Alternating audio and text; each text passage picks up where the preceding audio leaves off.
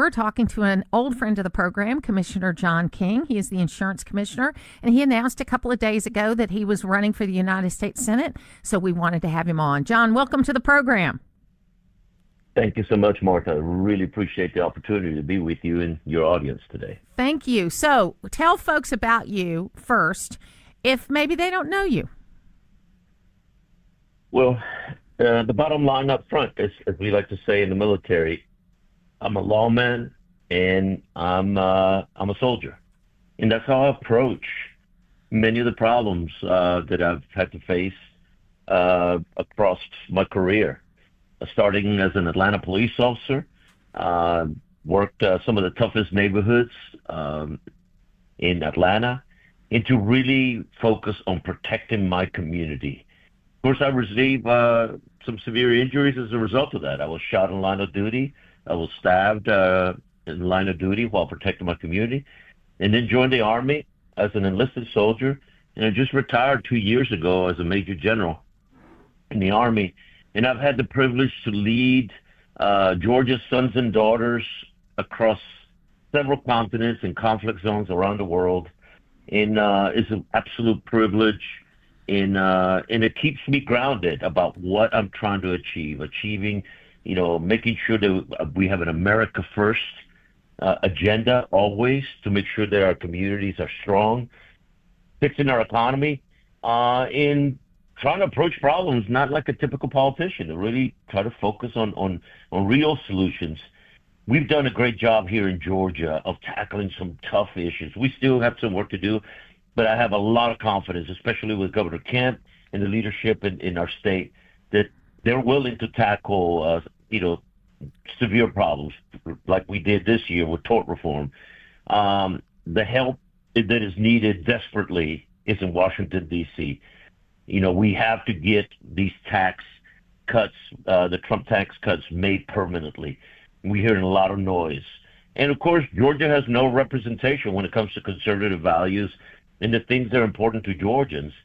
We have nobody really representing. In fact, in my opinion, is that California has at least 3 senators, one of them being a Georgia senator, and we need to replace Mr. John Ossoff. So that's how I'm approaching this. So that brings me to my next question, because you're in a position you're fairly new in.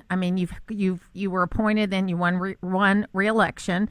As the conventional wisdom is, you could have probably stayed in that job as long as you wanted to. What was the impetus for you to make this decision to, yes, run another statewide race, but to run a statewide race for United States Senate? Oh, great question, Martha. This started very early on when Mr. Ossoff got elected to be our senator. Afghanistan was imploding. The Biden administration had just created a major disaster there, and especially in our withdrawal. And while I served in Afghanistan, 2 generations of the King family has served in Afghanistan, by the way. But while I was serving in Afghanistan, I was protected and kept alive by Afghans, great partners who were willing to work and put their lives on the line for me and to keep me alive. They were begging me to help them get out. And I called both John Ossoff and Raphael Warnock and asking them for help, and neither one would even return my phone call. And the last message that I got from my Afghan partners is, I know you can't get me out, but can you at least try to get my daughters out? As a father of a daughter, that haunts me. And then it's just a series of decisions that convinced me that Mr. Ossoff is not serious about really representing Georgia values. He is interested in a left-wing agenda that's inconsistent with the way the majority of Georgians think. And so we need a replacement. And I looked at my resume of being a problem solver. I've never shied away from danger or problems, and we tackled them on head on. And I looked at the environment out here, and I think I'm the best qualified to take that job, and I'm willing to work for it. You're also the first Latino elected official in a constitutional race. You're going to be the first running on the Republican side for this nomination. What do you think you bring? Because the Hispanic voting population, the Latino voting population, is growing by leaps and bounds.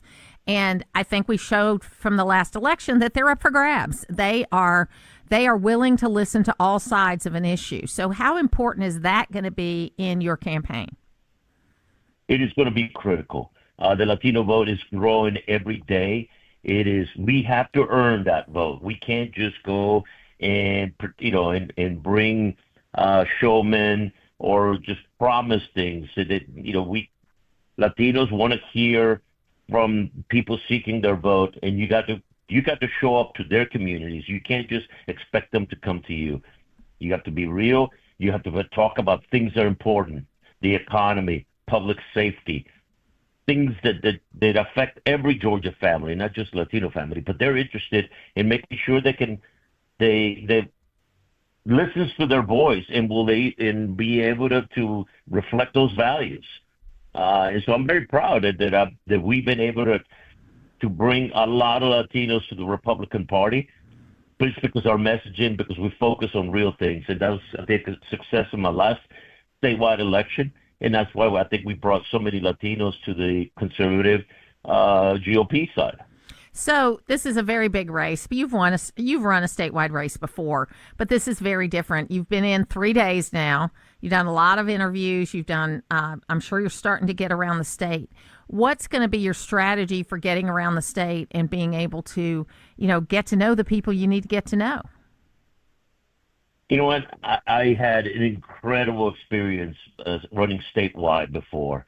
People want you to come to their communities, listen, and be serious. Be serious about solving problems. Not come up with social media, gimmicks. People are tired of that. This is about who can work harder than anybody else, and go out into those communities, have common sense solutions. I'm blessed. I have a great relationship not only with communities across Georgia, not only as a soldier, as a Georgia National Guardsman, but also as a lawman. There's some incredible law enforcement, and nobody will equal or surpass my support for law enforcement. I think anybody that looks at my resume will clearly recognize that.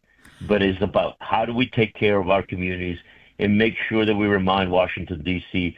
that the power of the people and their votes has to be addressed first. So let me ask you the fundraising question. Obviously, You're not a self-funder.